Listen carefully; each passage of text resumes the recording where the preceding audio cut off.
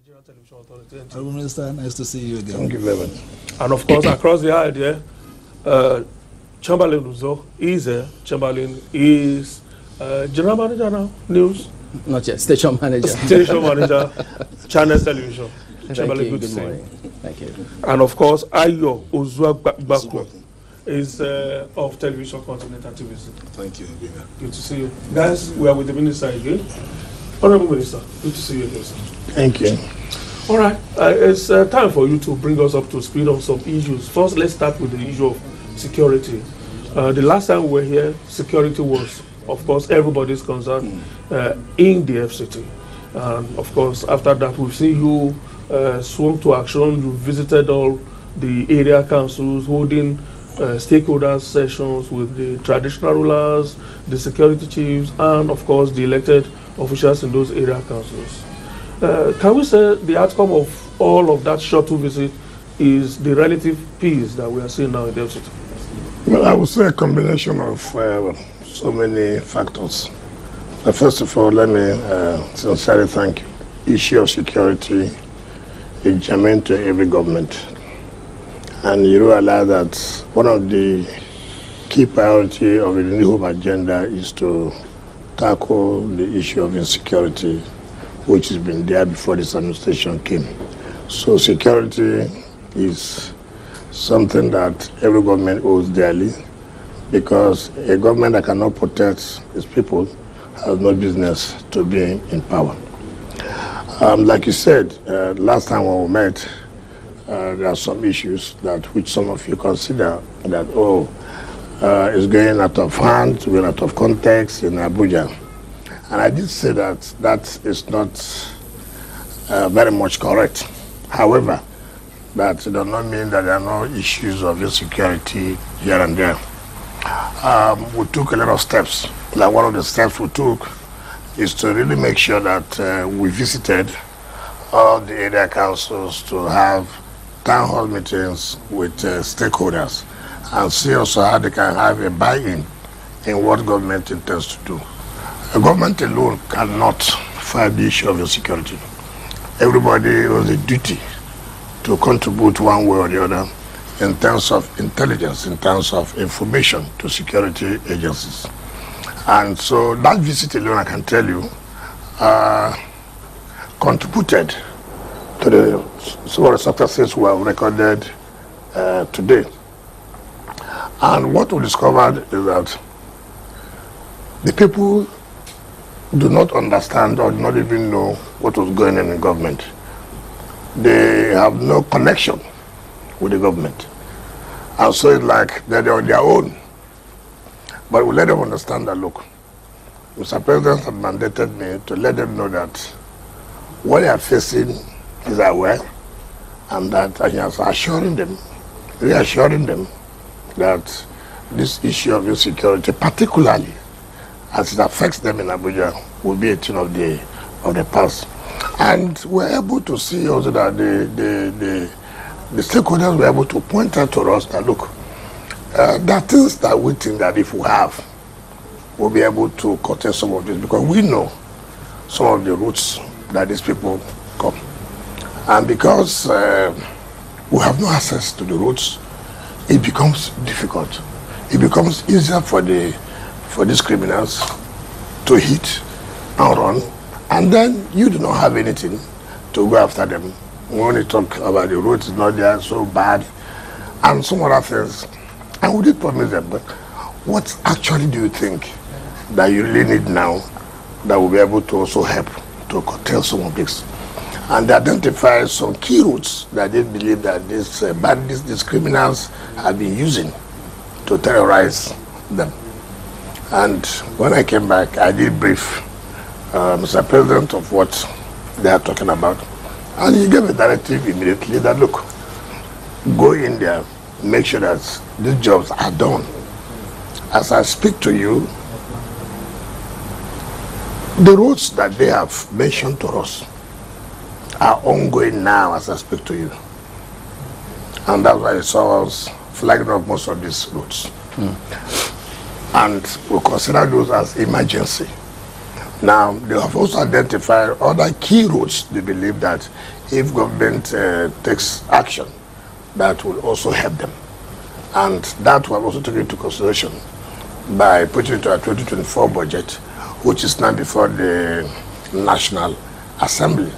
I believe that today the House of Reps will have the second reading and then commit it to the committee stage for further deliberation. And we also talked about intelligence, that they need to give out information. Information is key. Again, you have to give them the confidence that this information, you have to protect those who have given out the information. Because part of the problem is that, look, how do I know if I give out this information, whether those I gave out the information will not use it against us by these criminals coming after them? We did assure them, I've told them the method in which this information will be given out. And that is not what I'm going to let the public know. And that has paid off. I can tell you immediately after the stakeholders consultation meeting, and luckily again, we had a very proactive CP and the person of Igwe, who also knows the terrain of Abuja. He has been the Deputy Commissioner of Police in charge of operation before, so luckily he is now the CP. So Abuja area is not new to him. And within a week, we were able to, apprehend the major culprits, those who are behind the series of kidnappings in FCT. Was it because of the ransom? Not necessarily. That you put on their head? Not necessarily that. Well, that could be a motivating factor too, because the police has to use that money to also give out to informants in order to get intelligence. Remember, you can have all the weapons without intelligence. You have nothing to achieve. So intelligence is key first. Being able to have information. This is where these criminals are. This is where we think we can go and get them. In fact, remember the legislative aid to Senator Ned Woko, who was killed, who was kidnapped and killed and was buried in a shallow grave. The major culprit, this boy was in a forest in Nasarawa, in particular Toto. And if you see what happened, first of all, we got Dahiru before, and then got the second person. And these are the major sponsors of kidnapping and other forms of umbrella. The moment we took two of them, and some of their kingpins, that's why I see that the whole thing came down. Again, police, it's unfortunate to say this, that some of our, or mostly, the security agencies, in particular, I would say, the police here, not adequately equipped. In fact, you can't believe it that the police command of the FCT do not even have ordinary tracking device. You can't believe that. Not only them, even the FCT command of the state, state services don't even have. And so the only, and this is the state of government, and the only way they have is at the headquarters. So if there are things to do, they have to go to the headquarters, which is not supposed to be that. And we have said, look, and luckily I told Mr. President that, look, we have to do something. And there must be the emergency procurement of this equipment. Because if we go through the normal process of procurement, it takes you months. In fact, let me tell you, last year, we applied to the Bureau of Public Procurement. Look, we want to have vehicles to launch by December, and other communication gadgets allow us to have emergency procurement. They refused. I'm not saying that not doing that was what led to some of those kidnapping, or what led to the kidnap of the families and the rest. But if we had had this opportunity to launch members of the Republic, that alone puts here before the criminal that, look, these people are some sort of a step. Yes. But it was when it happened in January, I have to run to Mr. President. Look, we can continue. As Mr. President gave us emergency procurement approval immediately that we must get this equipment, and which we have done. Then the only snap we now have, again, I have said, in terms of security, we don't need to bring bureaucracy. We have now applied to the Office of National Security Advisor to allow us to have end user certificates of most of those equipment. When I appeared before the Senate yesterday, a closed door section, and I briefed them. They were all happy with what we have done and what steps we are taking. But then again, we are able to tell them, no, look at the problem that we are facing. And I came back. Then I saw the letter from the Office of the National Security Advisor. So I was thinking that approval has been given. Until when I read it, it now said, look, we should let those who will use it, take for example, the police, the SSS, be the ones that will not apply for the end user certificate. But we have spent how many weeks, months now, that will now go back for them to now write it. This is what I'm talking about, bureaucracy. Okay. Right, after that meeting Yes. with the Senate, Yes. you said, because that was part of what we had read sometime in January, Yeah. and you said some of these security incidents we see are staged or politicized. No, I said... What did you mean by that? No, I said some of these kidnapping are sometimes state managed. Sometimes, take for example, this is my family, right? Right? I have a driver, right? I have a cook.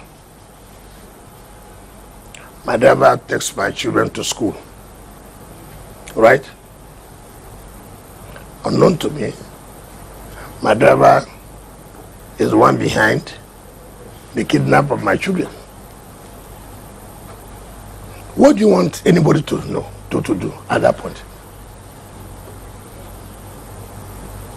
How will any security person use to say, you are not vigilant? If not, how would that kidnapping take place? Is the driver that takes the children to school has connived with these criminals? Look, by social time, we are going to school. By social time, we are coming back. Now, instead of him to take the normal route, where it may be difficult, he takes the route where they are agreed. And then you hear the children have been kidnapped and the driver escaped. Of course, the blame will be on the security agencies. Now, how do you find out? Until when the police or security agencies go into action and then finds out that it was the driver that masterminded the kidnap. Is there a similar case with all of these cases that you had? I was a governor. I'm telling you, for example, what we know. Well, how about in FCT now? Any case that looks like this one recently? I don't need to reveal certain things. All I've told you that, yes, we agree. The point I want to let you know that we agree that kidnappings take place. But the most kidnappings too are inside house kidnapping. You cannot run away from it. And two, you may not agree, but some people have this habit that, look, let's make it uncomfortable for the government. I can tell you that. Let's make it uncomfortable. Let the government have problems. Let us see that. Even when something happened, but not to the extent that it happened, their business is to blow it above what has really happened. I'm not saying that is an excuse, I'm not saying that. But I'm saying that with my experience, with what I know, sometimes something happened after Buhari. You know, we have boundaries with Kaduna, Niger, Nasarawa, and Kogi. Now after Buhari, there's a community, is in Kaduna, right? When that kidnapping happened, they said in FCT. But it is not FCT, it is in Kaduna. But, but that is a community close to Buhari, which is an area council in FCT. So the point was saying that, but some people will say, look, it has happened in Buhari. And where is Buhari? Buhari is in the FCT. Honorable Minister, you mentioned the case about, you know, the hideouts that you got in Toto, for instance. That's next to Abaji. Nasarawa, but that's, you know, you run through Abaji to get to that place. In our last discussion, you were talking about collaboration with, you know, these states in terms of, you know, monitoring these borders and especially the forests that provide cover for these outlaws. How far with that, you know, initiative? Now, you see again, when we talk about monitoring, with all due respect, I'm not trying to indict anybody. These are problems that have been there before, probably the sort of governors that are there now, and the present government at federal level that is there. The terrain is so bad, no good roads. So how do you move to? You talk about forests. You require equipment, particularly drones. And you know how expensive to buy drones. How many states can authoritatively say today we have the capacity to buy drones? In fact, that was one of the approvals that Mr. President gave to us, that we said, look, we are going to purchase our own drone to help in surveillance and in operation, particularly within these areas, boundary, that the topography is so bad, is so hilly, and where you have the forest. And we have made sure that it is provided in the 2024 statutory budget. I briefed this to the National Assembly yesterday, and they were highly elated. And again, let me tell you what I've discovered in terms of operation. My experience as a governor tells you this. In FCT, there's nothing like called security vote. Yes, nothing like that. What do they call it? Yes, nothing like that. That's not like that. You see, you know, I have never seen this, where security agents want to have a covert operation. They have to put it in writing. I have to minute it to the permanent secretary. He had to minute it to DFA. It's no longer covered. And bureaucracy for an operation that has to go on this night. Are probably covered as well. Of course, why do you have how do you know the man who is going to do the approval is not the one who will leak the information? So are you changing that? What National Assembly said, they are going to do that. That's not possible. And so nothing like that is on ground? Nothing like that as far as FCT is concerned. No, nothing like that. In fact, it is here I found out that you pay through bank, security, I've never seen that way. You pay through the bank. So they have to access security for through banks. How do you pay your informants? Tell me. Without revealing the identity. Without revealing their identity, how do you pay your informants? And I wondered. I said, no wonder. Honorable Minister. How will you think you will succeed? Yes, people may have, like some people may say, may have abused the issue of security vote, but that does not mean that it has not, it shouldn't be there, because it has its own effect. Because as a governor, my director officer comes by 1 a.m. Sir, there is an operation we must carry out this night. We require 10,000 naira, for example.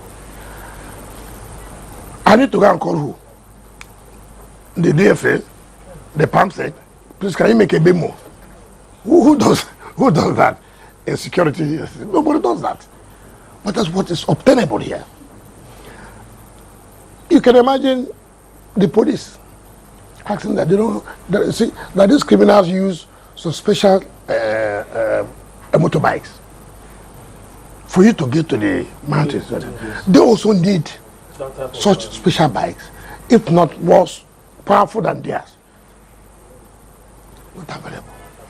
We have just tried to procure about 100 now to aid them. But these things were not there. And what do you want them to do? They're handicapped. I went to the CP command. In fact, I got there, I looked up, I looked down. I just shook my head. I said, we're not serious about this. As FCT, we have no FCT Special Intervention Squad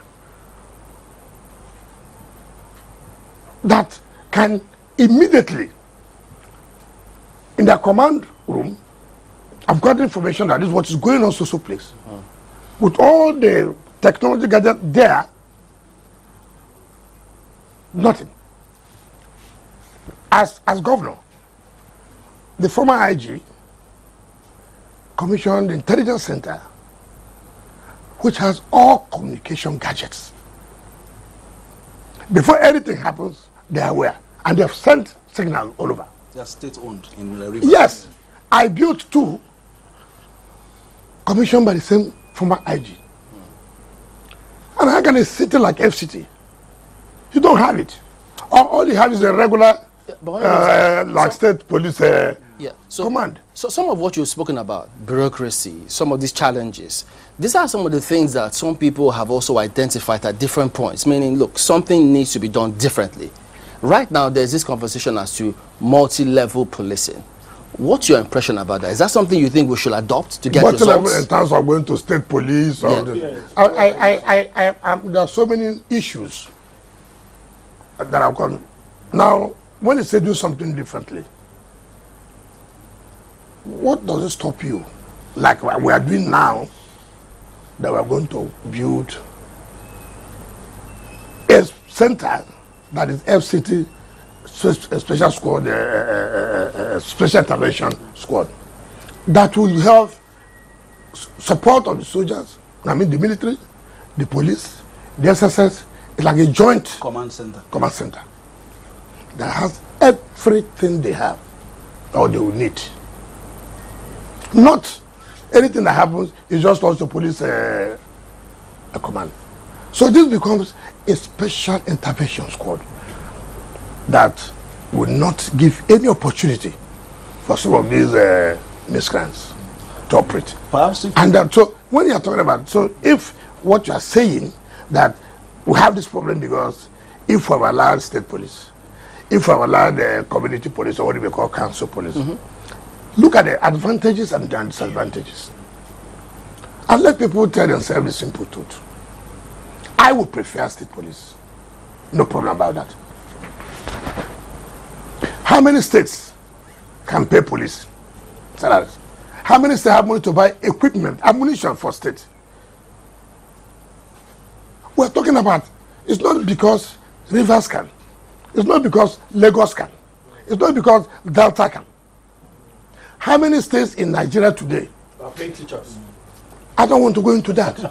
What about what if states can afford it? Then let them go ahead. No, but you cannot say that one state should have police state, and then in the federal system. Yeah, but it's a democracy. So everybody can grow at the same pace. They can grow at different pace. Well, you see, our own federal system is quite different. You see, in America, okay, you see, a state can say, look, I have no economic capability. I would therefore join this state for us to be one. It happens. But it's not here. Ethnicity will come in. Religion will come in. Domination. All those kind of things. Now, so when people talk about state police, that's not only, we're just looking at it theoretically. But Honorable Minister, if we take it from what Chamberlain was saying, you spoke about some of the communication you had, so interaction with at the centers, and they were talking about maybe the ability to at least push back a little when these offensives come from the outlaws. Was that in the conversation? For instance, the youths in those areas, for instance? I said we even did what you call, we told all the area council, listen, you are going to employ local vigilante And again, you have to be careful. These local vigilante must be profiled. Who are they? So we don't create problem for ourselves. You want to eliminate criminals, you're also creating equipping the outlaws. Criminals. So who are they? They should be profiled by the police or other security agencies. 2, will you allow them to carry ammunition? I mean, weapons. What kind of weapons? So you don't end up arming people that you cannot take control of tomorrow. Or they will just merely be for intelligence purpose, which I would prefer for intelligence gathering. And I can tell you, that has helped. And the police have told me that most of the intelligence they gather in apprehending these criminals mostly come from their local sources. And they try as much as they can not to let people know. Now, and that's why the danger, if you say pay money to your account. Mind you, as the money comes to your account, somebody, who is this guy? 10 million naira came today. 5 million naira came the other day. What is working? You are not exposing. You want to give them cash? I don't know what you call cash. All over the world. If you know what security is all about. All over the world. So you don't know that NIA, if they want to, most of the operations. I don't buy cash. It's not something you go and collect money from the bank. Who does that? Who told you that this is CIA? They don't carry cash to do their operation. Who told you that? It's all over the world. Okay. It's just that we in Nigeria have this mentality. Once you hear cash, it means that, oh, this is a corruption. In most intelligence gathering all over the world, they spend money. Leave no trace. You wouldn't know. If CIA want to operate here, you don't know how much they have spent to make sure they are looking for a Chamberlain. And they will go all out to make sure that they get it. It's information. You don't know what they do. So it is not peculiar. All I'm saying, that most operations carried out or being carried by the intelligence and by the security agencies is not supposed to be known by people. It's only probably the head. Sometimes, even me as the head, they may not tell me. Sometimes, except it's very, very necessary. That's why.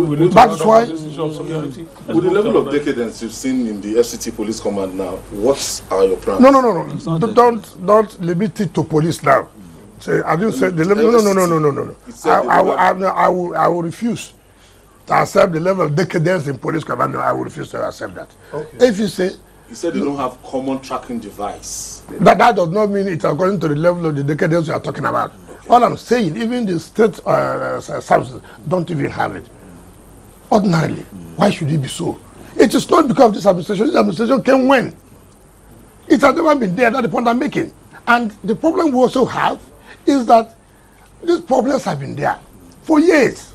And now everybody expects you that the problem that has been there for over 20 years, then within 7 months, it has disappeared. You must give the government some kind of kudos.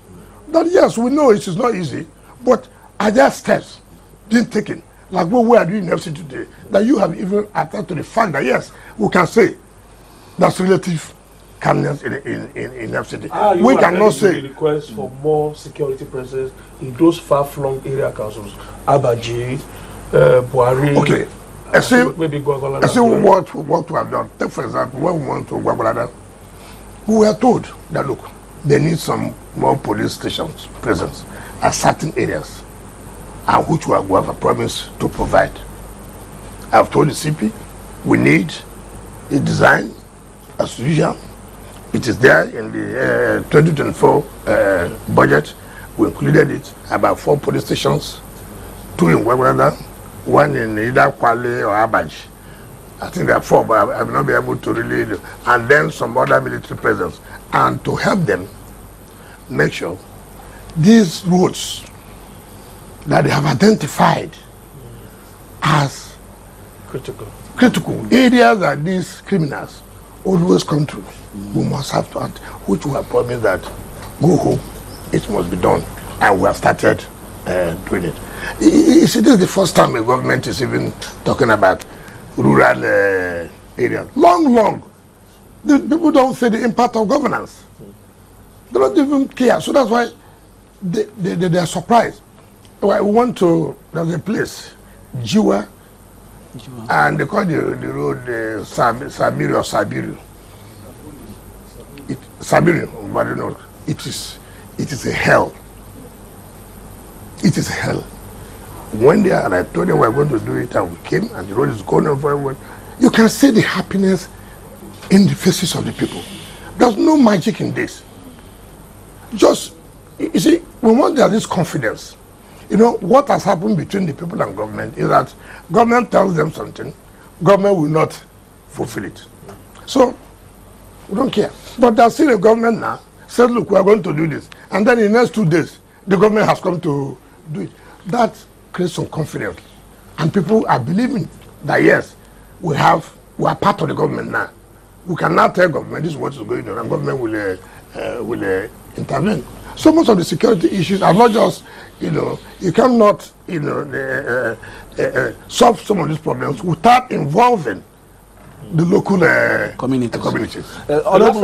Finally, to put a cap, because we're talking about security all this while, but to put a cap, apart from the issue of, you know, the pushback in terms of, you know, the equipment gap, getting equipments and all that, another aspect could be, perhaps, since we know those who are involved in these are, you know, youths and all that, while this infrastructure development that you have been doing are going on, is there perhaps, you know, an avenue that could lead to more job creation, mass recruitment that would deter youths from thinking about the quick wins of, you know, kidnap? First of all, when there's massive infrastructure going on, that also tells you employment is going on. Employment must not be only white-collar jobs, where you must work in the ministry. There's no way you can employ everybody in the ministry for that to be, for you to say, oh, we don't have unemployment. What is important, take for example, in encouraging youths to be able to own something they can be doing while government support them. Take for example, if in Abuja today, our agriculture is key, right? What stops government in encouraging some of the youths to own some of the farms and give them something to make sure those farms grow? It doesn't need to be, see, the problem we have is that we think about billions and billions and billions. That's the only way. If a government can say, look, this young man or this group of people, after all, we have shortage of fish. The demand is so high, right? Can we see how we can set up some farms where some of these youths can own up the farms? How much does it take? That's a job, a creation. That's a job, a creation. Yes. And we're working at that. We have the mentality, our youth also have this mentality that except you make billions first. Nobody wants to start with, oh, I made 100,000 naira profit. No. Millions of naira start as profit, which is not a good idea. So many people are billionaires today, they started from somewhere and go to somewhere. You see a youth today, he wants to start, you employ him for a job, his salary should start with 200,000. He looks at it. What am I going to do with 200,000? That is a bad orientation. And the present government in various areas have manpower strategies on how our youth would engage themselves and gain and be on their own to be able to feed their... If you could just ask that, Honorable Minister, you talked about the launch of the mass transit, yes. CNG buses the last time. Yes. What's going on with that? Yeah, that is correct. Luckily, like I said, if not the problem we had with the Bureau of Public Procurement, we would have lost that in December, thinking that they would have given us the emergency procurement to go ahead.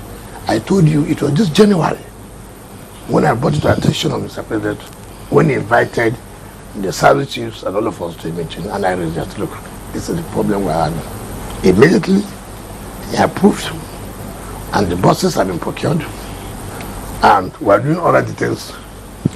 And I told the Senate yesterday, by the time we roll out these boxes and taxis, certain areas like Maitama, Asokoro will not allow keke napep or ordinary bike. Well, I mean, we must tell ourselves the simple truth. This is the capital of a country. This is a city where you have foreigners, ambassadors. I don't understand how we can allow at this stage keke napep to take over the entire area of such areas. Security risk. Where I live, keke napep, this and that and that. So one day I was coming back. They are taking over the entire road. I came back in the night. I said, what is this? And I said, well, you have no alternative. Therefore, you can't chase them out. Now we have alternative. Now we roll it, the taxis and the buses out. Then we can still leave. So would they be part of those who can apply to get those taxis, or what's this? How is this scheme going to play? Yes. What you see, in this case, the drivers will be employed by us, will be profiled by the police. In fact, not only that, we will not even allow now every route you see taxi on the road. We are going to make sure there are routes. You cannot apply, or you cannot apply in so-so routes. You are given approval for so-so route. And we know those who apply in those routes. What he's saying is that in Lagos now, Yes. the downfall drivers, the Mulwe drivers, they were integrated into the BRT scheme. That's what I'm saying. I said, this keke, if they want to, we will employ them. Okay. That's the point what we're trying to make. Even those who run private Uber. Taxes. Government has to know who are these their workers. I mean, the mere fact you run Uber does not mean that the security agent should not know who is. So we'll be able to hold you responsible. How do we ensure that this project does not go the way of previous ones in the past? We saw, I think it was under Malam El-Rufai, yeah. We saw green taxis in Abuja. They were all run around. At another point, we saw buses. Caps. We saw buses, those red and white buses. There's a place now along Kubwa Road where you see all of them parked. All of them in one bad shape or the other. How are you going to ensure that this does not go the way of those? Again, we must also, leadership is important. Leadership is important. It's not going to be run as government. You know, one thing I found out in our society, everybody says government property Belongs to nobody. It runs as if it's a business enterprise, but not for the sole purpose of making profit, so to speak, but be able to operate very well and sustain itself. Our own concern is the area of fighting insecurity. That's our major concern, not necessarily to make money. We must keep the people to have something to feed themselves, while at the same time we are monitoring the issue of security. So do we have a date when this scheme will kick off? You know, let me use this adage. You know, turtle. This turtle has been there in the pit latrine for 3 months. over years. And he never died. Just the day they said they're going to bring the turtle, I said, look, if you don't bring me out now, I'm going to die. You have been there for years. Oh, he started complaining of the smell of the place. So it is just now that you already have hope. We've already gotten to this point. we have already procured the buses and this thing. Only to put in more detailed things into terms of security. And now you are now in your tell us, will it be tomorrow? I mean, you have 90% assurance now that it's available. It's available, that I can tell you the truth. And the CNG buses you have talked about, just yesterday I was working on the file of people who are interested to bring in the CNG buses, and we have also said, look, we too will not wait for only private investors. The government will also too be part of procuring before we have, some of this when you wait for private investors, the time you would want it, they delay you. So we have been able also to put in our budget that will require also number of the CNG buses. So, but whoever that also intends to partner with government is... what about if one doesn't want to partner, wants to do it as his own business? It's part of the FCT. No, you private still, investors. No, you still need to come to government. We are talking about security now. We are talking about security. Like we said, we are building terminals now, and it's not amazing. It's not surprising to you. A city like Abuja don't have terminals where you can say, look, go to this terminal if you are going to social area. Go to this terminal if you are going to social area. Nothing like that. Everybody just on the road. You don't even know who is picking you. It's unfortunate.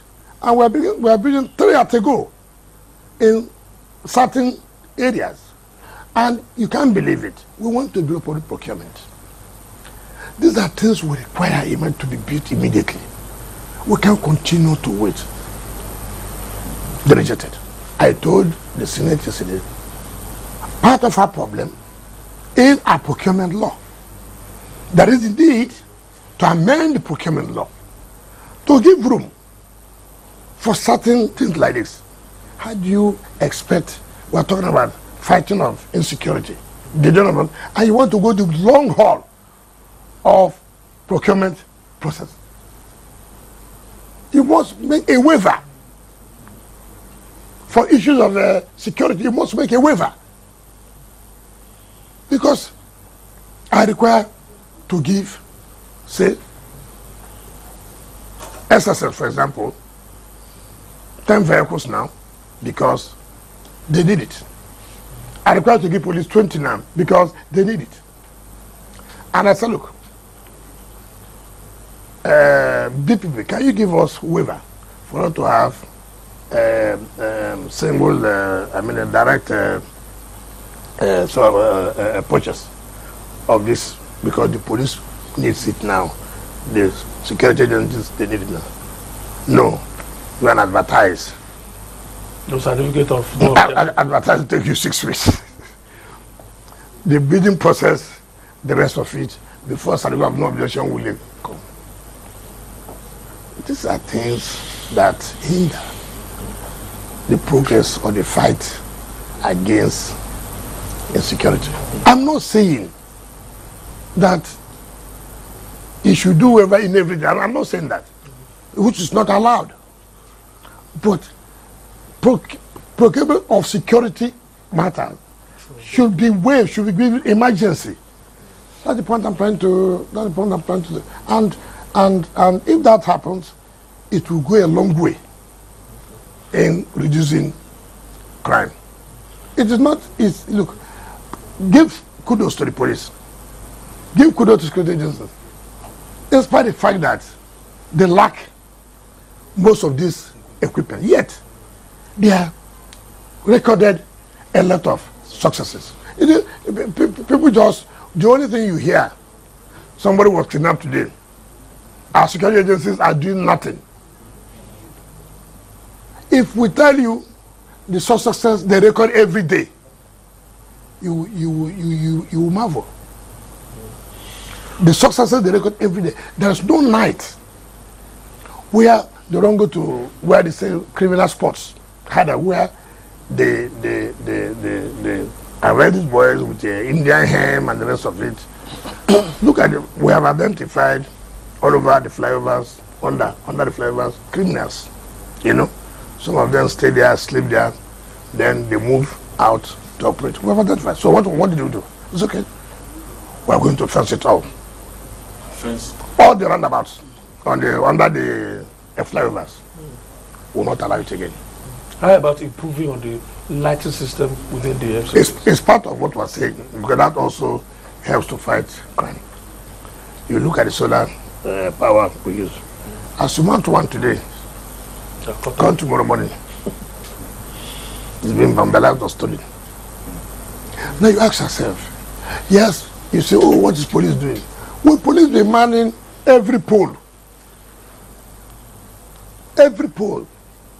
Look at the manhole. The covers. The manhole on the road. You arrest them.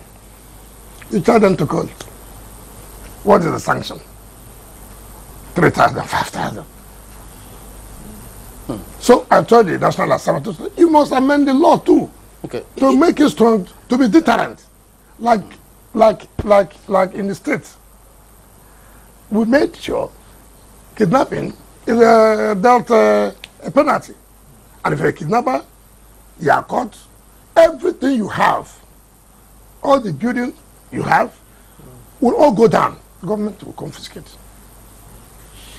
If I could just add this bit, pardon me, Your Excellency, Honorable Minister, is the FCT thinking about, because now the heat is crazy, and I know that AEDC, by law, they have that franchise. Is the FCT thinking about probably owning their own facility? It's an issue of power. It's capital intensive. The problem with government is one to carry everything at the same time. Yes, power is necessary to help investment and the rest of it, but you are limited by funds. What you do, what are the major things now, and which you have a little resources for you to implement? Not that going into power would not be a good thing, but mind you, it's capital intensive. If we stay there, and we're not like oil producing states where you have your 13% derivation. What we have here is just fighting to get internal generated revenue. Nothing. Even you, most of you, when you hear that you want to collect revenue, you are not even happy. But paying ground rents now, people are paying now. You are not. How many people? In fact, you know, it's very, very unfortunate. People just want government to do it, but nobody asks, where will government get this money from? Government, FCT cannot go and print money. The only thing it can survive on is on revenue. And when people say revenue, who are these people paying the revenue? Is it the poor people? How many poor people live in Matamaya? How many people own billions of houses in Asokoro, Garaki? The poor people are living for where nobody is taxing them. But the big men, people like you, who don't like to pay. No, we to have excuses upon excuses upon excuses. We clearly do pay. Look at the publication. We chase you all about. Look at the publications we made that were given extra 2 weeks, over 10,000 people houses. These houses are not in the rural areas. These houses are within the city, owned by big men. You live in a house of 2.something billion. We cannot pay a tax for a year of 200,000 naira. What kind of system is that? What kind of system is that? And you want me to provide road? You want me to provide street light? You want me to do sanitation? Yet you cannot pay a mansion you are living in 2.something billion, or even when you sell it now, you can sell it to 3 billion, you put it in your pocket, then pay the ordinary ground rent. The government has given you a CFO of 200,000, not monthly, yearly. Government will continue to chase you. We begin to publish your name every day. And then you go and complain that the minister is embarrassing you. Let me take you away from something that is making you angry. Let's get to something that will make you happy. Yes. The last time we were here with you, yep, you told us that the road revolution going on within the municipal area is not going to be limited to the AMA, but that you were taking it to the area councils, all the area councils. Yep. Subsequently, we've seen you flag off one road project or the other in those area councils. We understand that you are even making more promises. Bring us up to speed about what is happening. I don't know why you think that that's what is going to make me happy. It shouldn't make me happy, because if this is what ought to have been before now. But people not paying rent is making you angry. Would have been focusing. Would have been focusing on other things. Or if people were living up to expectation in terms of their rent or their taxes, would have also expanded more than what we have today. Now the contract was awarded to Arab contractors from the airport junction to Kuje. Okay. It's about 15 kilometers, 6 lane to Arab contractors. That contract was awarded sometimes 6 years ago. Abandoned. So I was going to Kuje to flag off one of these rural roads. So I was asking, what is this? They said, well, this contract has been awarded. So luckily when I go to the area, one of the demands or requests they made was that if I can see how the contractors can come back to see whether they can do this road. You don't need to leave Kuja and live here. If that road is done, it takes you 30-35 minutes to Kuje. So why do I need to live here? And I promised the chiefs, the emirs, I said, look, it is not you begging. It's the responsibility of government. We have to make it easier for us too. In the city, we can't continue. Everybody's moving into the city, and that's why we're having much problems. If we provide the basic amenities, even in the area councils, that will discourage people from living. Part of that is the light rail. You said it's almost done. Yes, I'm coming. So what I'm trying to say, today, I feel glad, I feel happy. Sometimes too, some of you should take it on your own, without prompting us, without telling us. Go and see, go to Kujena, go and see what's happening. Every day I get calls. Is this possible that this road is going on as expected? I went there. You know what the managing director of the company, Arab contractors, he said, Mr. Minister, we're happy. We're expecting money, but we are doing the job because we know you will pay. Confidence. Because they know I will pay. And the next 2 days, he called me, thank you, Mr. Minister, we have received our money. And I said, not only that, you are receiving another one today, tomorrow. You see, it is the renewed hope agenda, Mr. President. Everybody has lost hope. Now you're bringing back hope. No, don't lose hope. We have the capacity to do this thing that you felt that nobody. That is the agenda of Mr. President. So now you talked about the light rail. Yes. You know, it's one area I have been praying to God. God, you've done everything for me in life.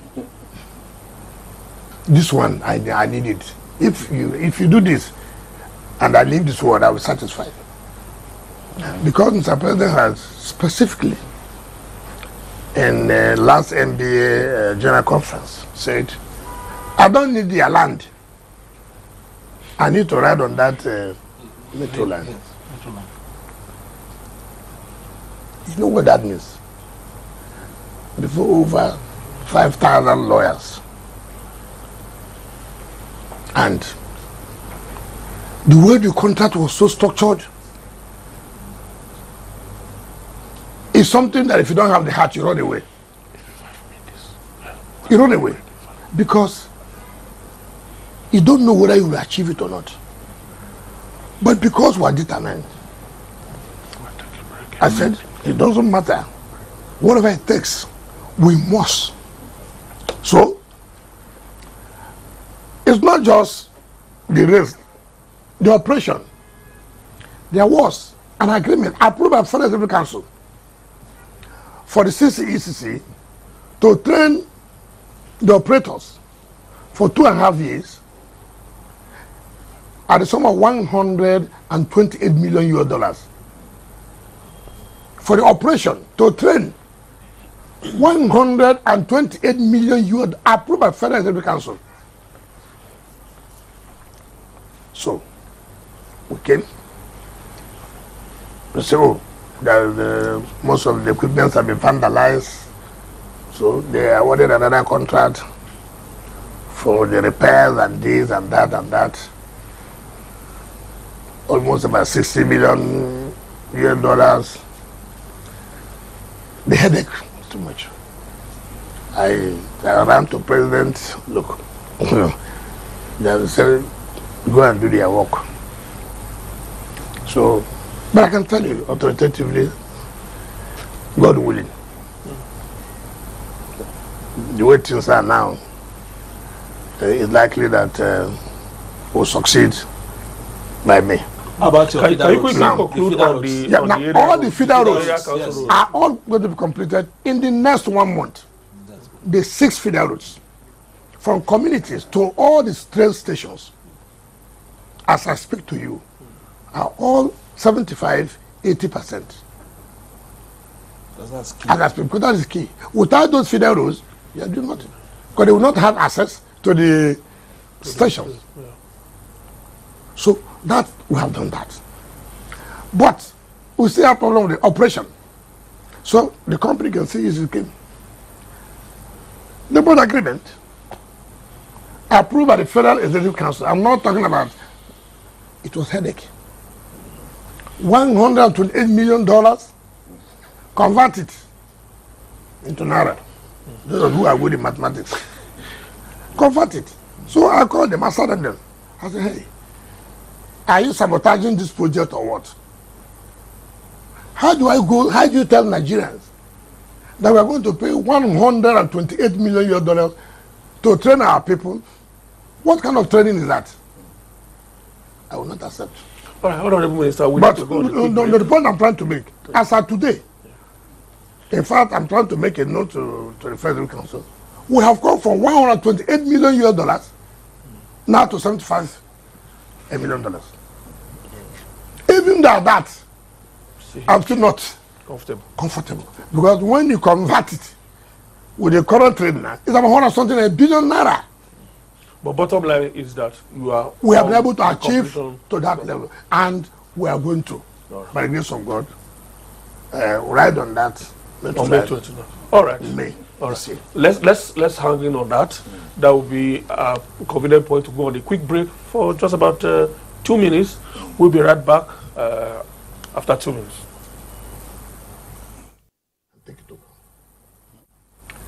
We have been able to give them time and upon time and upon time. Some have, gone back to see that they put the buildings in use. Some have refused, and we have not hesitated to revoking them. Not only that, we have started demolishing them. We have not only revoking, we have also started demolishing them. Is that the best option? The uncompleted buildings. What is the option? What if they make it safe and don't allow criminals happen there? Because these are people's hard-earned resources. What we are saying, if you go back to complete the house for people to live, we have no problem. But those who have refused to comply, we have no choice. What if it's because they don't have the funds? Then we should allow criminals to take over because you don't have the funds. No, if they prevent criminals from using it as a safe How do they? They can put security details there. Well, we will not allow that. Take, for example, some people have plots of land. There are more people who can build shanties. And in particular, in the cities, Take, for example, we have in the diplomatic area where you have a Russian embassy, European Union. There are lands that have been given out to people, some embassies to build. For one reason or the other, we don't know. I went there. Look at shanties I've taken up. And I said, look, who are those embassies that want to build it immediately? Qatar came up. So look, they need a place like this for them to build immediately. I revoked it and gave to Qatar, and they're building. United Arab Emirates came. We need to build our residential and this. Where they gave us, there's no infrastructure. I called the director of lands. Since they are ready to build, give them there. And they have submitted their drawings for approval. I have never seen in cities where, not green areas, where you are living for vegetation or whatever, but where you are supposed to build, land has been given, and you allow Nyesom to take over the place by building all kinds of pacha houses and this. Nobody does that. And I'm not ready. It doesn't matter who is involved. It doesn't matter who is involved. And the problem we have is that we have a way to give names to people when they take firm decisions. When they take decisions that you think are hard. For me, I'm used to that.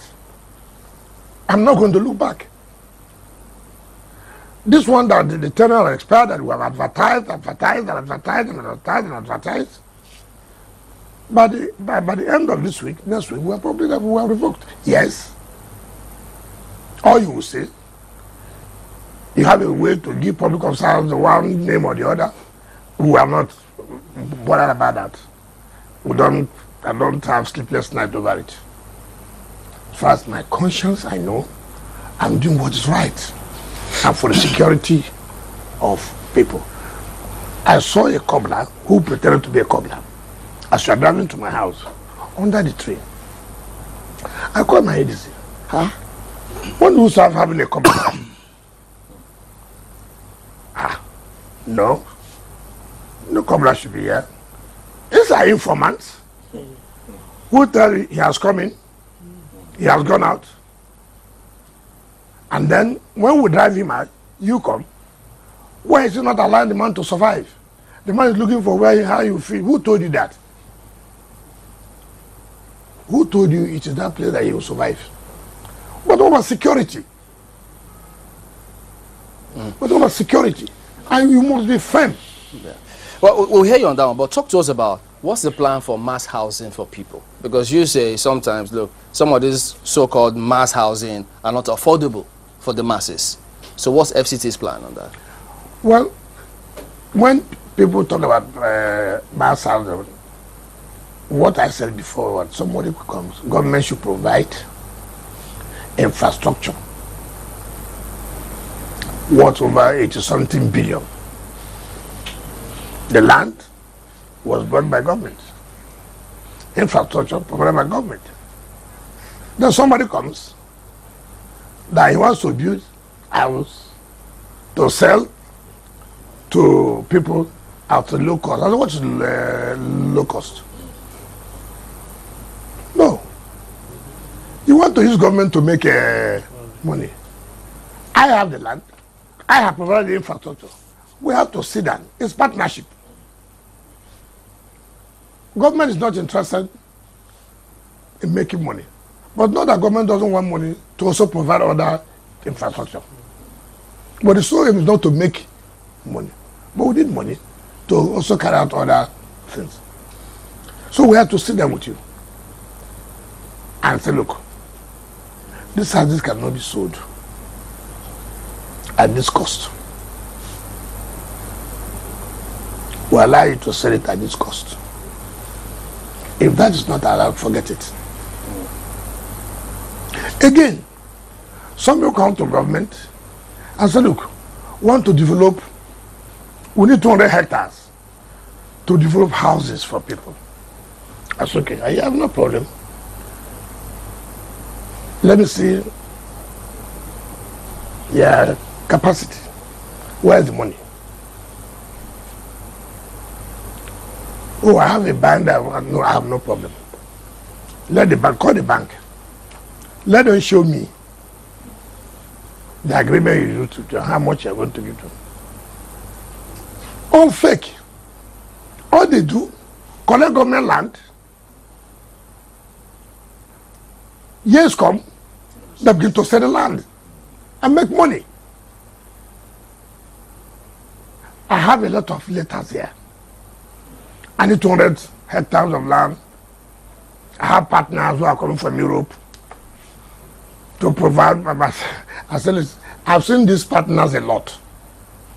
Show me what is on ground. Sign an agreement with us that if you don't build within 1 year, we'll take back our land.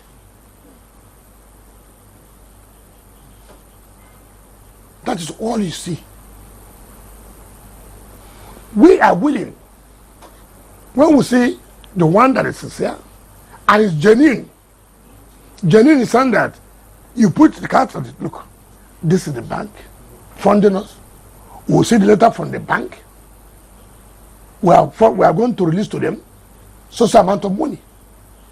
The bank takes guarantee. And you sign with government. Government says, yes, we are going to give you this.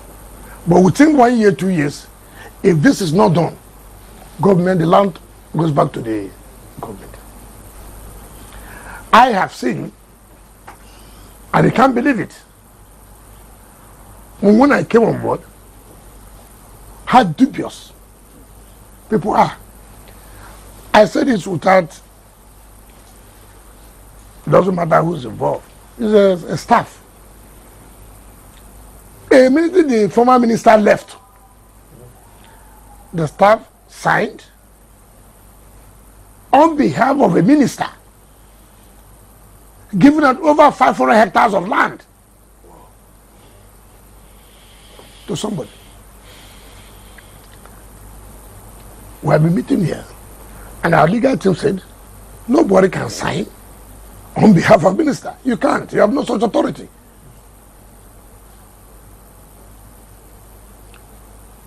In fact, the present government came in May 29. We were appointed in August.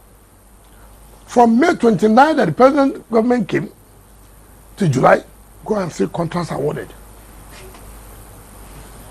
Go and see contracts awarded. I just discovered of recent,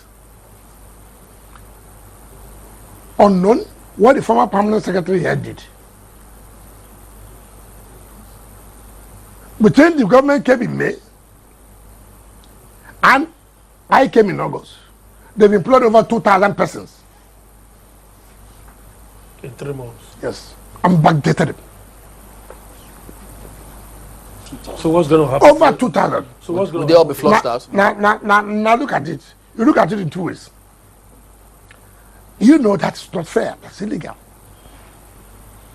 So, what do? Should I say they should be sacked? Labor crisis will come in.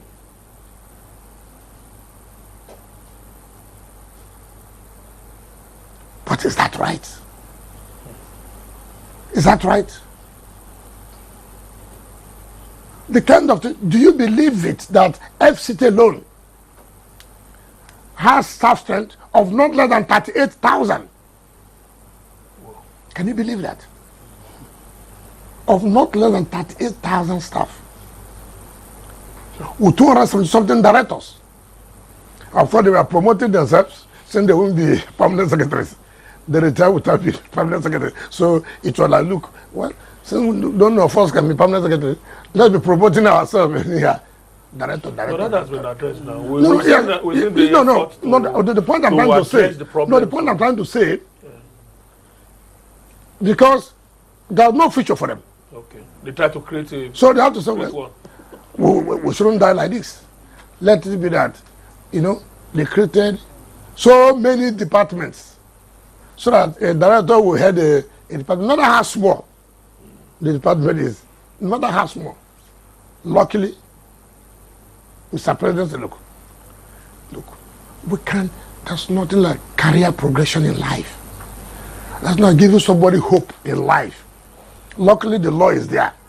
2018 Act is there. And President said, look, the law is there. What's the difficulty? In creating their own civil service, in making them to go to director to be permanent secretaries. And like I said in Nigeria, there's always a power tussle. Not for the institution, not for the system to grow. It's for the I am in charge. As head of service of the Federation, I will send a permanent secretary to FCT. Who employs? It is not the Federal Civil Service Commission that employs staff of FCT. FCT employs their own people, promote their own people, but cannot get to the level of permanent secretary. So so you are not superintending over any staff here. All you are interested is to send a permanent secretary who will now be briefing you when you have no control over the staff. And Mr. President is with them. I have come here to give people hope. I didn't come to kill their hope. I said you need hope. If the law says this, why not implement it? I'm here to implement the law. And I said, Mr. Minister, go and implement. If not for somebody like Mr. President, no way. So many people fought the implementation of this 2018 Act. And you ask, what are you losing? That the law says they should have their own civil service commission that will promote them, that will discipline them. That's it should be seen as a state. The same structure. They have commissioners which you may call as mandate secretaries. They have general counsel which you may call as attorney general. They have solicitor general which you may call as permanent secretary and solicitor general of the Ministry of Justice.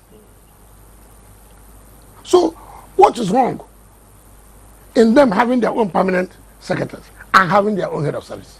Okay. So you have 10 permanent secretaries yes. now. You have the FCT Civil Service Commission also in place, with the chairman and the members already appointed. Yes, yes. What would this bring to the administration of the FCT now, in running it as if it were a state? It's to starting the bureaucratic structure. If you say, take for example, you have Civil Service Commission, which has to talk about discipline, talk about training, talk about promotion of civil servants, as far as the FCT is concerned. 2,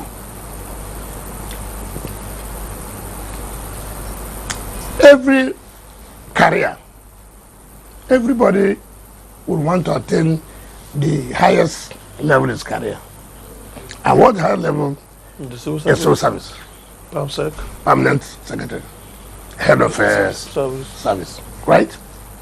Now, if in a situation where I can't get to that level because there's no room, is there any motivation? Does it make me to put in my best? Certainly not. Now, there is now hope. Enough headroom. That I'm going to retire one day as the permanent secretary. Take, for example, those that will be sworn in on Monday, the first set. Do you know how elated? That I was one of the first that when this was implemented, I was made the permanent secretary. Others are now waiting. The permanent secretary will retire tomorrow. This will retire in the next 1 month. There's a likelihood. It's from my zone, for example. I may be the permanent secretary. Hope has been brought back. They will see more dedication, more work. Nobody puts in his best when it's going nowhere.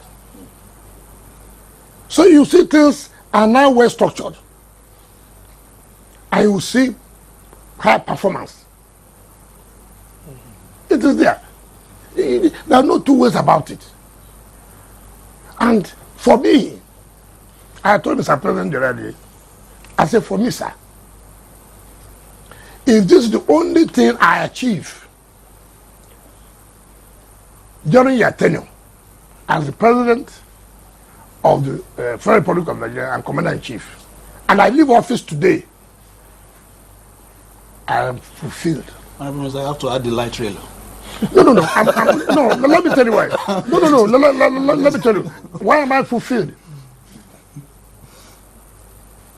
That you made people to have hope in life. I was just... Human development is key. You don't know what you're talking about. Look at somebody I've been appointed as head of service. It has gone down in history as the first head of service of FCT. It's not money. Even if he retires tomorrow morning,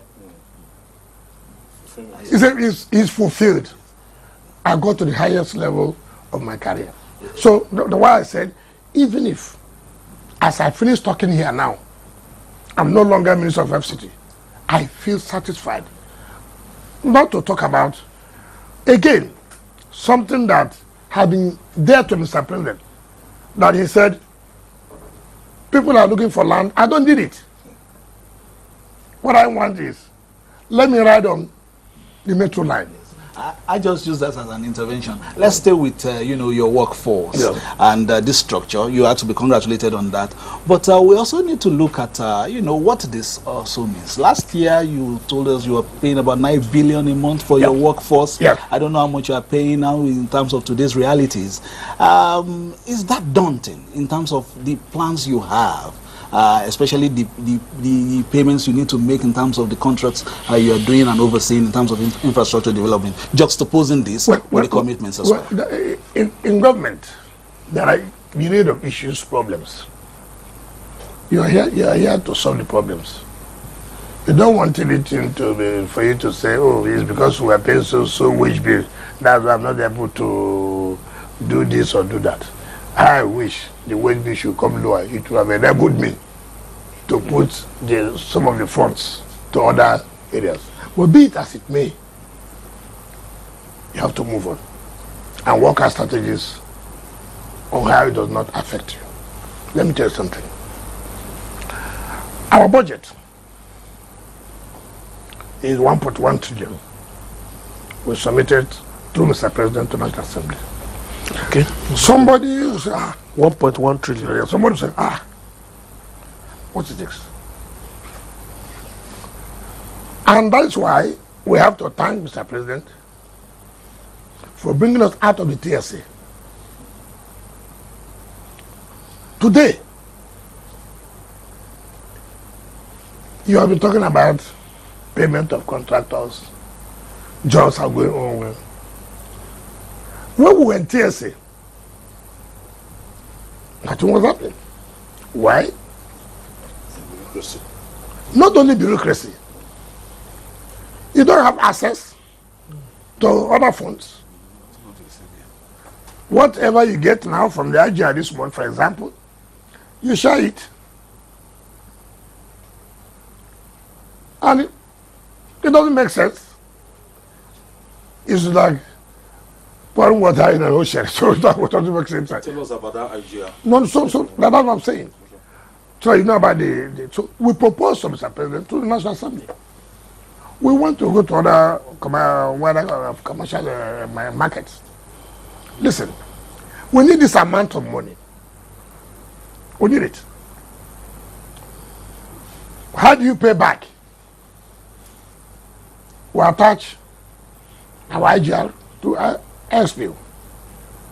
Now, the money is there. You share the money, attach it to basic infrastructure. Take, for example, the OSEX, outer southern, where you have that Asokoro junction, for example. How much, for example? What is left? Maybe it's 20 billion. After 20 billion, I need this job to be finished by December. Right? B6, B12. How much is left? So amount. From this loan, I attach this money to that job, Before you know, you are sure of 10 projects be completed. Now, what's the bank doing? Every month, they collect that year. So, if we are collecting 500 billion, for example, the bank is taking from us every year, say 120 billion. At 10 billion a month, that's 120. But we are not depending. If we depend just on that monthly, you get a share. This one 1.5. This one, variations will come. Variations will come. And you know, I'm one of the opponents of variation. I believe that government jobs are extraordinarily high. I will not tell you lies. And so when I look at it, and people are telling me about variation, I get irritated. So now, that wouldn't be. So because you know, I have money for you, which is a 20 billion, you can do my work. I pay you. So this is the advantage. Okay. But and which, Mr. President, if he did not do it, FCT, nobody will be talking about so do we have this and that. No. Do we have a system in place now such that if you are no more the FCT minister, whoever comes in sees that template and jobs will go on without any hindrance? And you cannot. You see, leadership varies. After all, somebody was there. He didn't do it. They were still in TSA at the time. Yes. I came. I wrote to Mr. President, look at the disadvantages. It will not help us to do anything. It is your ability to convince your boss and to see the advantage. And now he has seen it. And he said, go ahead. So, today, people say, Abuja become the construction site. How? It's because Mr. President had weighed it, has seen the advantages that will accrue to his government. He said, and move on. Do you know, nothing makes you happy when you see people are happy with what you are doing. I was in the Senate yesterday. I feel highly elated. Every speaker per speaker, we commend you. We have seen. We are happy. Anywhere we go to, we are seeing so many things are happening. And we're asking ourselves, how come this was not the case before? You have a new president who has given me the opportunity and who is giving me the support for me to actualize his agenda, particularly as it relates to FCT. For me, it's my greatest happiness that people see, people are commending. You know, it is difficult to commend public officers. Yeah. I read yesterday, I don't want to be personal.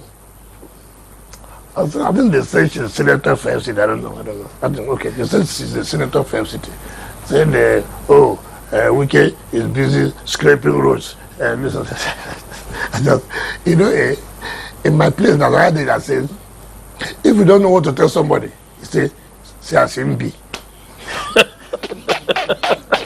That is it. You don't have anything, you don't even know what to tell the person. You know, one of these, so Sundays, I woke up. I called my executive secretary of FCT. I said, come. I said, come. Well, you know, I said, come down. Look at the roads. All cracked. We passed through there. As we were going to the villa, then went to the police headquarters. That we go and see. This roads were built when. I should leave it when the potholes come. That's when I will go and repair it. you know, back belly. You know what you say, back belly. You know, somebody wants to be a friend. You say, I don't want to be a friend. Is it by force? But what's like what the person was intimating that you don't want to be supervised. Like supervised? Yes. Are you my appointer? They have an oversight function. Oh, come on, do listen now. Come on, do it. The problem is that she wanted to be chairman Senate committee on FCT, and the Senate president said, "I'm not giving you." She's a member. Let them come and oversight.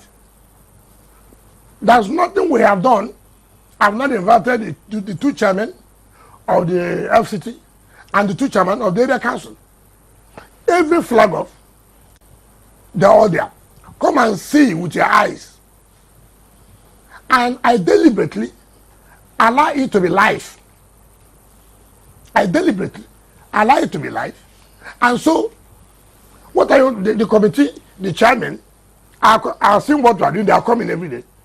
What are you going to supervise me? You cannot supervise me. But she's also representing the FCT. No, that is the mistake you are making. That's the mistake you are making. She will have extra interests. What is the interest? That I must see her. No, that FCT should function well. Why would I go and say, is that my responsibility? If I have a problem, I go and see her. I don't have a problem. So you're likely to see her if there's a problem. What if she wants to see you? It's available. She's right to me. Give me a call if I'm free. But she said you're not reachable. How did you reach me now? No, she's the journalist. Listen. Nobody can intimidate me. Not after being, look. I was a minister before. I became a governor of one of the most important states in Nigeria.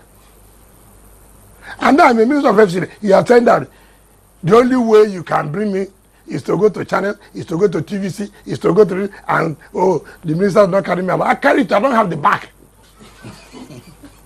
to carry. I don't have the back. People don't know how to go about things. It's not by blackmail or intimidation. So what should she be doing? Do the right thing. Communication. Can I have audience with you? There are things about FCT.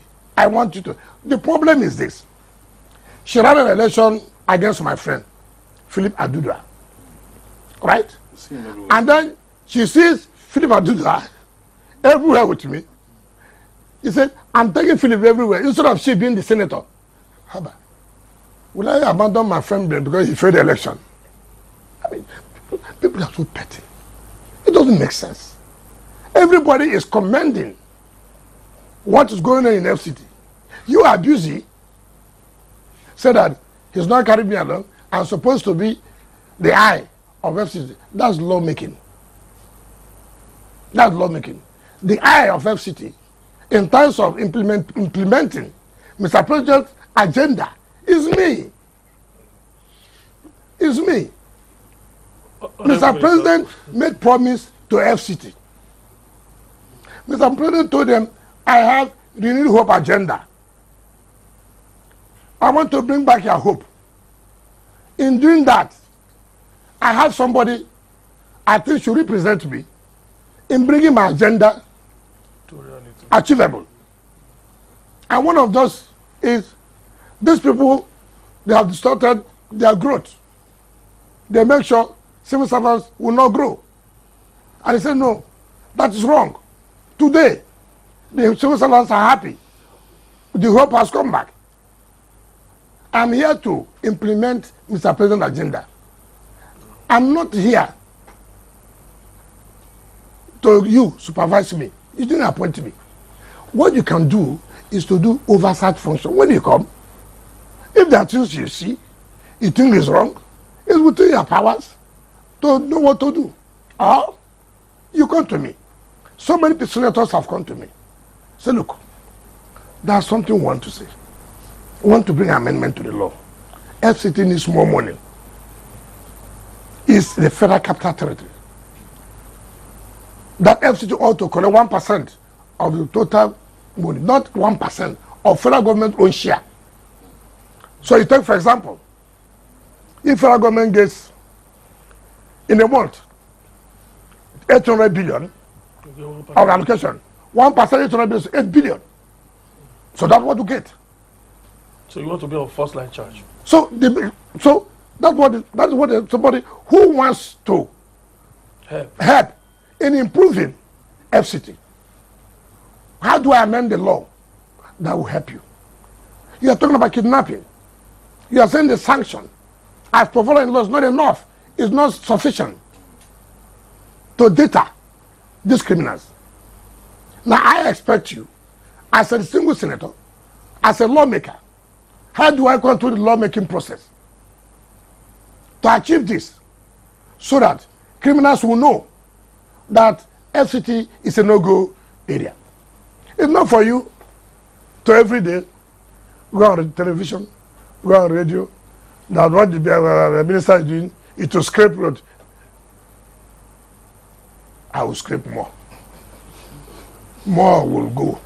And you see, the good thing is that when I finish, you know what call a nylon. You know what nylon? By the time they finish as far as when I finish, you know, you'll be happy that you are driving on a good road, and I'm sure the lawmaker will also talking about those projects, sir. Talking about those projects, I'm sure it's not the metro line alone that you intend to present to Mr. President commissioning so many things on May 29th. Let's talk about the other projects. The VP's I don't want people to hate me. Let me tell you, I will assemble a committee to go and work out what has Mr. President achieved in his 1 year in office as it relates to FCT. Do you understand what I'm saying? What has Mr. President achieved in his 1 year in office, which will be May, as it relates to FCT? That's my concern. I don't go to do other people's work. This is my own assignment here. We'll be able to tell Nigerians, in Mr. President 1 year in office, see what he has been able to achieve, which is not 1 year, I mean, in our own capacity. Our own 1 year will be August. But we are not important. It is Mr. President. It is his agenda that we are driving. So since Mr. President will be 1 year in office in May, what will he tell Nigerians? What will he tell FCT people? What he was able to achieve? I will roll it out. Proudly. Proudly. We will do it in such a way, I don't know whether Mr. President will have the time to have the opportunity to say every day. We can say, okay, Mr. President, take 2 weeks, which you will not agree. Okay, he may send the vice president. It is not about, for me, my greatest happiness is, are you sure, are you satisfied that you think you've done well? I tell people, it's not that I think, people are saying so. You have also attested by the questions you're asking, indirectly. Because when you say, oh, this project is going on here, this project is going on, what it means, that things are happening. The VP's residence, how far with it? Well, it's almost there. We're almost quarter to finish. Go there. This is a project that was awarded in 2010. At the cost of 7 billion. Vice President residence at the cost of 7 billion from 2010 to 2024. 14 good years. Who hears that? Then something must be wrong with us. As a governor, when I told Nigerian Council of Legal Education,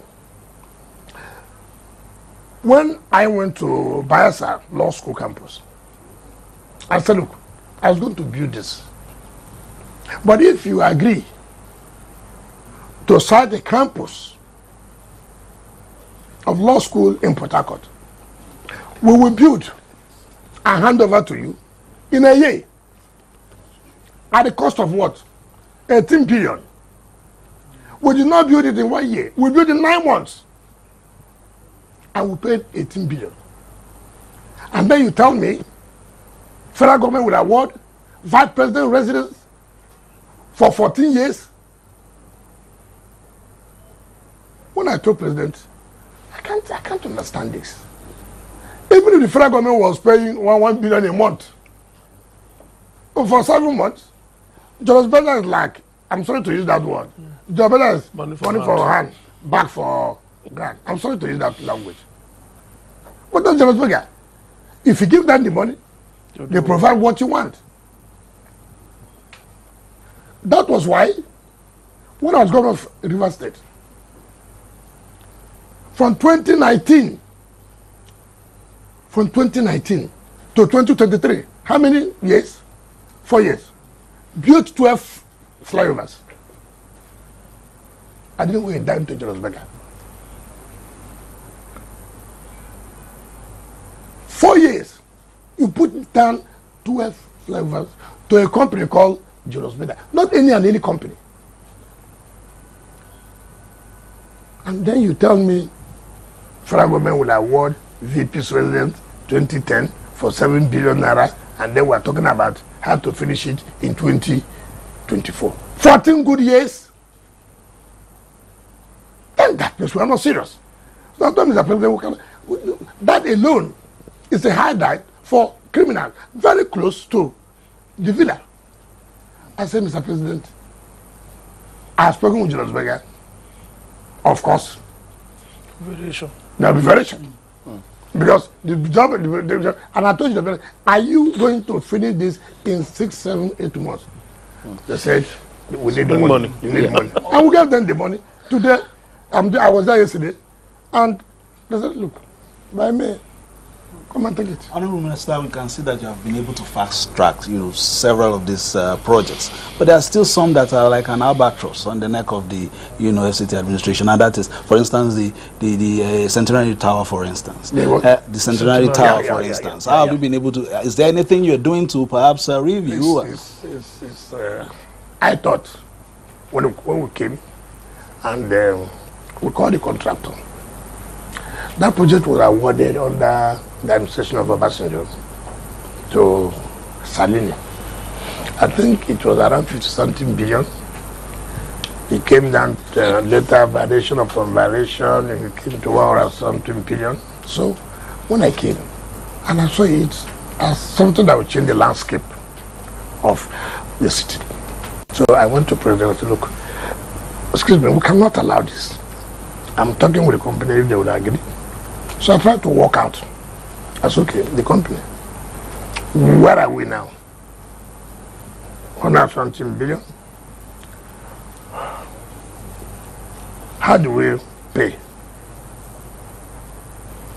When can you finish it? They said 3 years. That's okay. 3 years. 3 years. It's okay. If I pay 3 billion every month, in 3 years, I would have paid about something billion. Can you? Yes. You remember, I told the press that this is what we have agreed with the company. Unknown to me, different stories came. The company came back. No, it's not. And they did it at 200-something billion. I say, wait a minute, I don't think I have the appetite for this. So I told President, I don't think I can continue with this. Yes, it's important, but it's crazy. It's crazy. So there was 10 billion naira we put in Sokuku. So I wrote to the DMO, we are not willing to go ahead with this centenary. I don't want something that, at the end of the day, it will turn to 400 billion from the one seeing it. Maybe we'll look at it for the private investor angle. We look for people who can take it over and finish, and then they can run the place. So I wrote to DMO, can you move that 10 billion to one of these jobs? I think it's going to be the longest road. It has about 8 flyovers by CGC. I don't know what they call it. So long. More than 30 something a kilometer. I said, police, could you please channel that fund to that distance? Because when I looked at what is being owed to the company, what's it called, the CGC, I saw that it has come down to something billion. So, can you channel that? And then I called CGC, how can you finish it? They say if they see the funds, they can finish it before 2027. I said, fine. We are going to. It's a major road that will change the entire landscape of Abuja. Right. So, this is how I do. So, yes, I would have loved to finish the centenary, but there's a hiccup. Okay. And I don't want government to be involved in something that I cannot explain. No, I don't want to involve myself in that. So that's why we are. If I can remember properly, I think you visited, is it a computer village in Abuja or something? No, yeah, it's a technology village. Technology village, sorry, yeah. So is there any plan today or in the future to ensure you have a technology hub where a lot of young people can do things? That again is a good question. You see, I think they took over 700 hectares of land. Road infrastructure has been provided. Again, like I said, is the driver, the head. When you give people assignment, it depends on their commitment, on their zeal. If I'm the head of the technology village, the issue is, since being appointed, what have I done? How many investors have I been able to bring in here? All these years, nothing.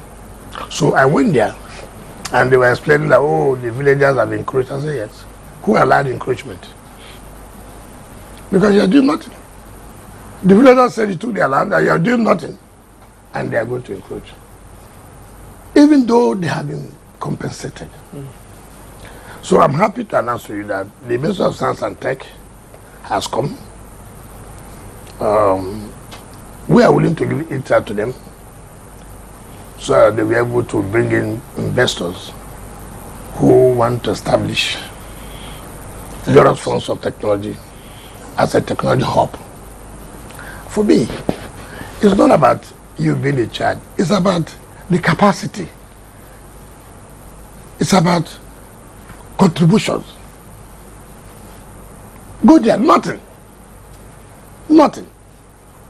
And you answer the head of the Abuja Technology Village. It doesn't make sense to me. Government cannot put, the money government should put has been put by providing the road infrastructure. So I think the Minister of Science and Technology is doing quite well, and I can assure you in the next few months people will begin to come in. It's an amazing place. Honorable Minister, we have just about 5 minutes. We have just about 5 minutes. Let me take you to your home state now.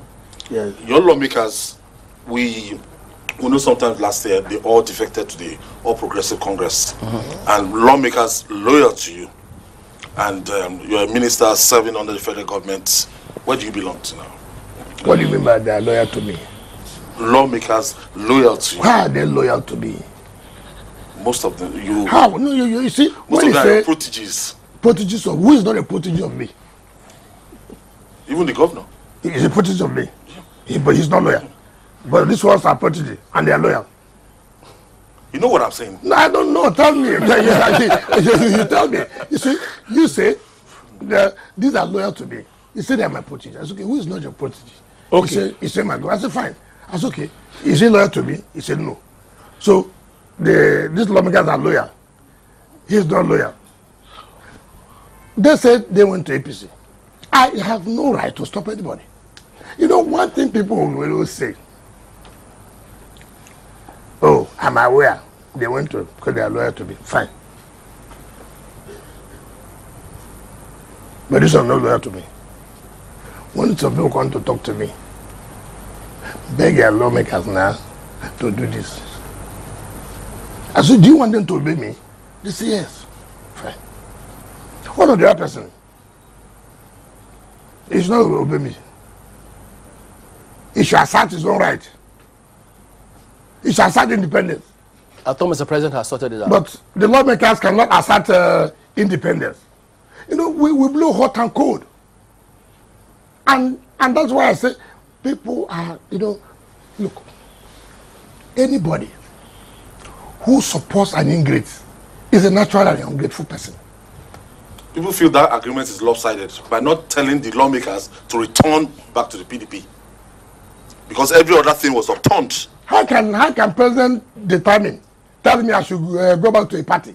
Or how can you, where has that happened? People that resigned, they were brought back. People that, you know, the for whose own interest, do you know what they said?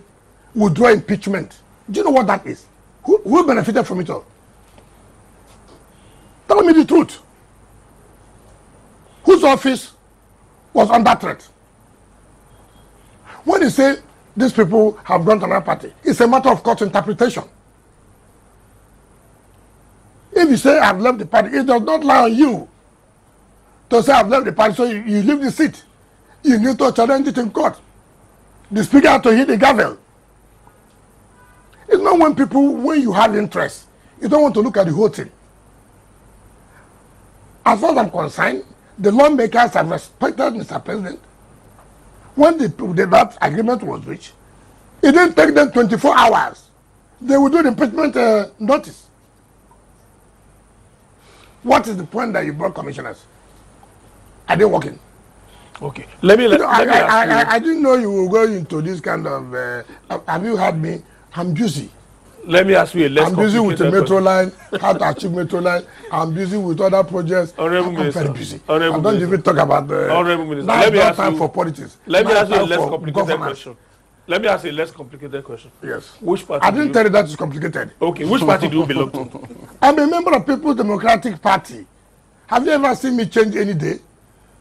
When you see, I don't know why this and you are not interested in the elections in Edo, whether your party wins or not. The Wike that Nigerians know will always throw his hat. The one I did every before, political the one I supported before, what happened? The one I supported before, now what happened? So what happened? But his company, I have decided to. Where is he seeking your I have decided now? to take a break From politics? No, Supporting. it's not. Look, as you see me here now, Focus on the everybody carry a cross. I'm just as I'm telling You don't have the back to carry people. You see, when people say this, I was in PDP, I didn't hide it. I came out. I said I'm not going to support your presidential candidate. Is it that I spoke in a way people did not understand? Is it that I acted in a way people did not understand? Even the deaf heard me, the deaf. You can hear when the deaf can hear you. What I said, the deaf heard. But if this is not done, I won't do this. And the party is still planning to discipline you for discipline me for who? Damago said so. Who? That I did what? That it Who was violated? Who violated the party's constitution? Who violated? Who should be disciplined? I'm an advocate of the implementation of the constitution, and you breach it, and you want to discipline me. In the first place, can you not even say, in the first place, you should have thanked us, thanked Rivers. Did you understand me? Okay. Assuming we lost the governorship, would you have been talking about Rivers State being a PDP state? Assuming we lost. Forget about these people who are gallivanting today, moving around, say that they can now serve master and serve boy. Now they are serving boy on the road now. All right, Honorable Minister. So leave all those things. And like I told you, now it's time for governance. Now it's time to do your own assignment. President are giving me an assignment. I'm busy to carry my own assignment. When the time for politics comes, then we will know who is where, who is not where. Money is not everything. I was the Minister of State when I went to run for a governorship. Yes, I was. Did you not win? But one would like to ask you, Well, very yes. quickly, before you go, just one question Yes. before you go. You straddled 2 places now, being governor 8 years Yes. in your state. Yes. Now you are FCT minister. Which one has been more daunting, for instance? I don't know how to. Here's Nigeria. Here's Nigeria. I don't have the kind of executive power as I used to have when I was governor. Most of the things I do here, I must seek the approval of Mr. President. The luck I have is that every time I seek for his approval, he has always given. And that has made my work easier. But I can tell you, it's not easy. You know, Abuja, you have all kinds of people, they high and mighty. Former presidents are here. Former army generals are here. Generals are here. Field marshals are here. Everybody is here. Senate president is here. Speaker is here. Chief Justice is here. So it's not like in your state. No, it's not like that. But for whatever it takes, if you have capacity, have capacity. It doesn't matter where you find yourself. All right. When I was Minister of State Education, everybody thought that office is a dead office. I was there. I brought it. As I left, somebody went there. He said, but it's not where Wike was. It is not the office. It is you. All right. But we tell me how the office will be. All right. Thank you so much, Honorable Minister. We are very sure that you are enjoying the work anyway. Thank you for allowing us to share the beautiful ambience of your office. We really appreciate your time. Thank you so much. And of course, my colleagues, Fisayo. Sir, nice to speak with you again. Thank Hopefully, by the grace of God, like you said, we'll ride with you on the metro line. God will. And of course, Chamberlain. Thank you for also hosting us today. Ayo. Thank you every time. God bless you. Thank you so much, Honorable Minister. My name is Ben Gary. We'll see you again, maybe before May 29, hopefully. We're glad. Thank you, sir. All right.